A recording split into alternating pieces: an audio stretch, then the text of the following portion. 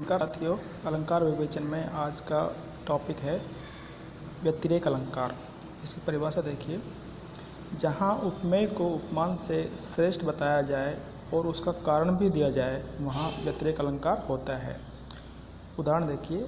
शांत हृदय नवनीत समाना, कहाँ कविन परि कहे न जाना, निज परिताप द्रवे नवनीता, पर दुख द्रवहि सुसंत पुनीता। इसका स्पष्टीकरण देखिए। संतों के कोमल हृदय की उपमा कवियों ने मक्खन से दी है, किंतु मक्खन तो अपने ताप से द्रव रूप में परिणत हो जाता है, किंतु संत पुरुष दूसरे के कष्ट को देखकर ही द्रवित हो जाते हैं, अर्थात उनसे सहानुभूति रखते हैं। उपरोक्त छंद में उपमेय नवनीत यानी मक्खन का अपकर्ष तथा उपमेय संत हृदय का उत्कर्ष कथित है तथा कारण भी दिया हुआ है, अतः विवेच्य छंद में व्यतिरेक अलंकार है। व्यतिरेक अलंकार का एक अन्य उदाहरण देखिए। कुंदन को रंग फीको लागे, झलके अति आंगन चारु गोराई, आँखिन में अलसानी चितौन में मंजू विलासन की सरसाई। एक और उदाहरण देखिए। साधु ऊंचे शैल सम, किंतु प्रकृति सुकुमार। अब दूसरा अलंकार लेते हैं प्रतीप अलंकार। इसकी परिभाषा देखिए। जहाँ उपमेय को उपमान से श्रेष्ठ बताया जाए और कारण न दिया हो वहाँ प्रतीप अलंकार होता है। इस अलंकार में उपमा अलंकार के विपरीत की स्थिति होती है। इसको उदाहरण देखिए। बहुरी विचार केने मन माही, सिय बदन सम हिमकर नाही। इसका स्पष्टीकरण देखिए। इस छंद में उपमेय सीता के शरीर की शोभा को उपमान चंद्रमा की कांति से श्रेष्ठ बताया गया है, अतः विवेच्य उदाहरण में प्रतीप अलंकार है। इसका अन्य उदाहरण देखिए। इन दसनों अधरों के आगे क्या मुक्ता है विद्रुम क्या। इसका उदाहरण देखिए। जहाँ एक बात कहकर उसके उदाहरण के रूप में उदाहरण अलंकार देखिए। जहाँ एक बात कहकर उसके उदाहरण के रूप में एक दूसरी बात कही जाए और दोनों को जैसे, जिसी, जिमी, ज्यों, यथा, इव आदि उपमावाचक शब्दों से जोड़ दिया जाए वहाँ उदाहरण अलंकार होता है। इसका उदाहरण देखिए। क्षुद्र नदी भरी चली उतराई, जस तोरेऊँ धन खल बोराई। इसका स्पष्टीकरण देखिए। इस छंद में जस उपमावाची शब्द से एक कथन को दूसरे कथन द्वारा स्पष्ट किया गया है। अन्य उदाहरण देखिए। बूंद आघात सहे गिर कैसे, खल के वचन संत सह जैसे। दूसरा अगला अलंकार है दृष्टांत अलंकार। इसकी परिभाषा देखिए।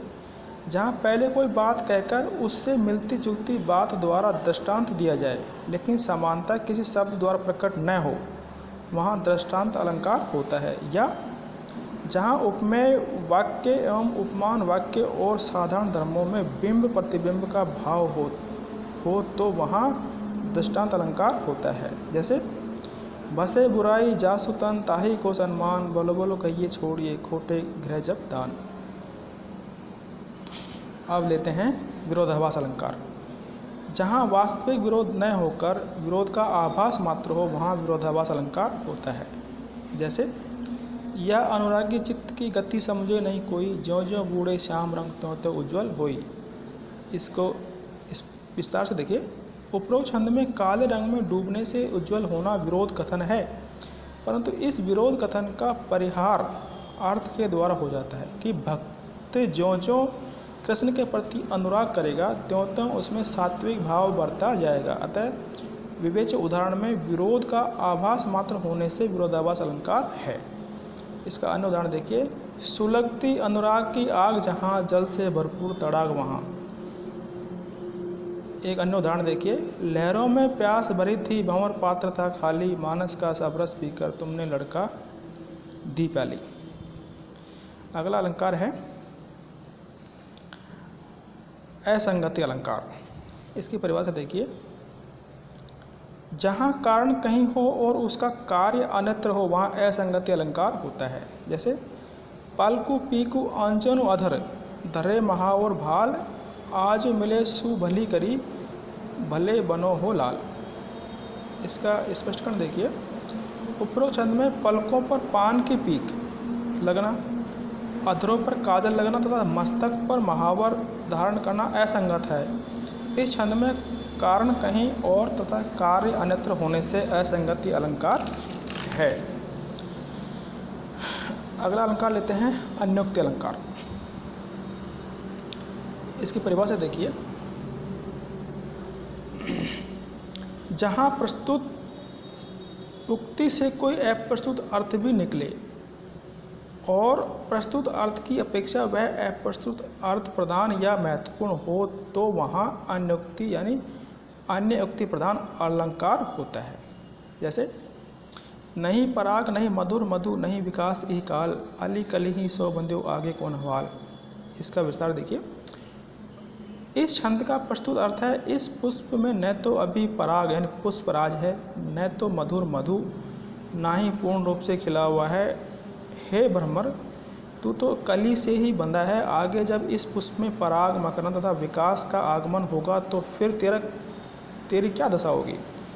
अब इसका अप्रस्तुत अर्थ यह है कि वह संधि की अवस्था वाली चौहानी रानी अनंत कुमारी के प्रेम में आबद्ध जयपुर नरेश जयसिंह को लक्ष्य करके कवि बिहारी ने कहा कि अभी न तो इसमें जवानी रंगत है,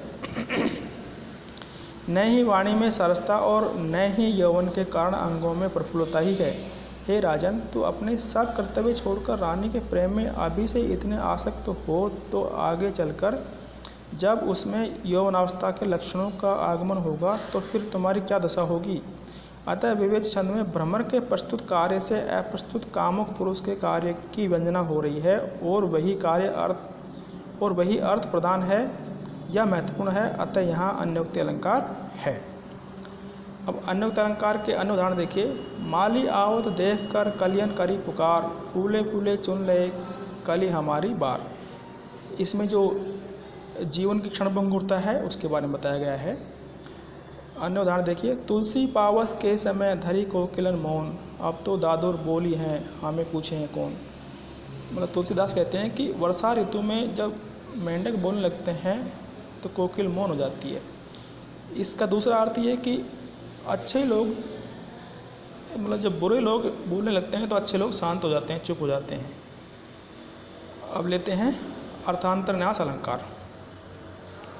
इसकी परिभाषा देखिए, जहाँ किसी सामान्य बात का विशेष बात से तथा विशेष बात का सामान्य बात से समर्थन किया जाए वहाँ अर्थांतर अलंकार है।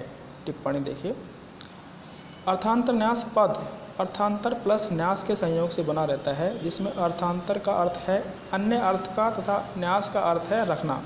इस प्रकार इस अलंकार में किसी कथन का समर्थन करने के लिए अन्य अर्थ यानी कथन को रखा जाता है।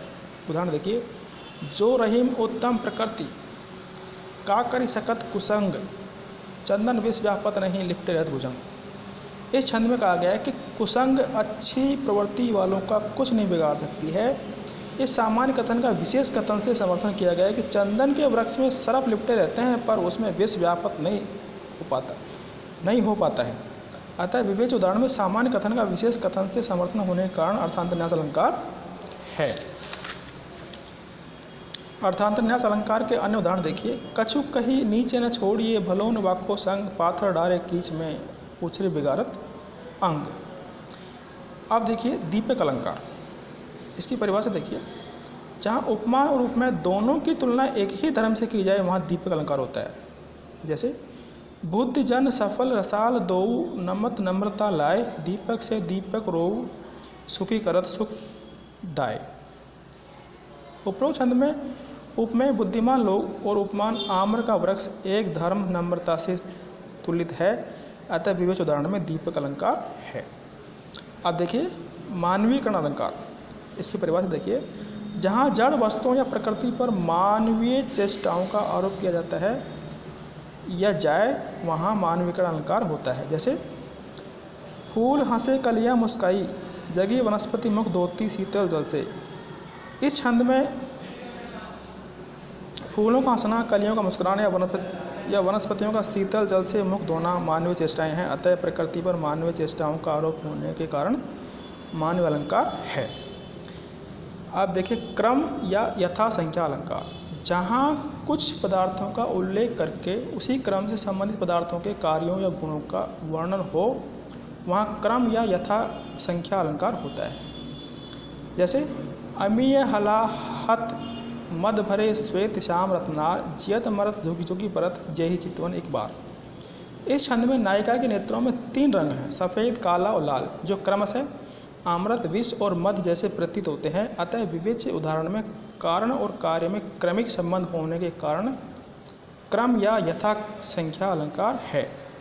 टिप्पणी: आँखों का सफ़ेद रंग अमृत के सदृश होने के कारण जिलाता है, विषरूपी काला रंग मार डालता है और लाल रंग मतवाला बनाता है।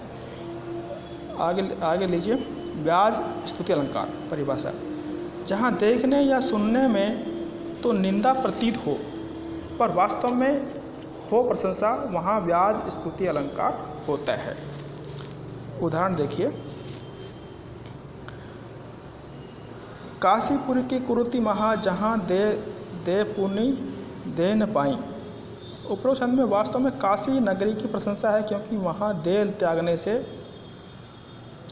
त्यागने से मुक्ति मिलती है। इस छंद में स्तुति के बहाने निंदा होने के कारण व्याज स्तुति अलंकार है।